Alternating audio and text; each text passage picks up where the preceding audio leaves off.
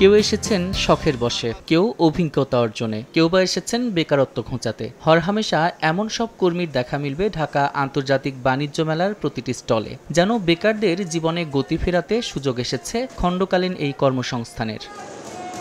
শিক্ষার্থীরা হাত খরচের টাকা জোগাড়ে বা শখের বশে মেলার স্টলগুলোতে নিয়েছেন খণ্ডকালীন চাকরি। অনেকে আবার নতুন চাকরিতে প্রবেশের আগে অভিজ্ঞতা অর্জনে যোগ দিয়েছেন এই পেশায়। যে কোনো জায়গায় যাচ্ছে, এক্সপিরিয়েন্স আছে, তো আমি চিন্তা করলাম এখন কোনো চাকরি পাচ্ছি না, বাসায় বসে আছি, তো সেক্ষেত্রে হচ্ছে যে মেলায় আসছিলাম। এখানে আমরা নিজেদের পছন্দ মতো সময় এবং দিনগুলা পছন্দ অনুযায়ী সিলেক্ট করে দেন হচ্ছে যে আমরা এখানে জবগুলো নিতে পারি। পড়াশোনার পাশাপাশি এই কাজটা করতে পারতাছি।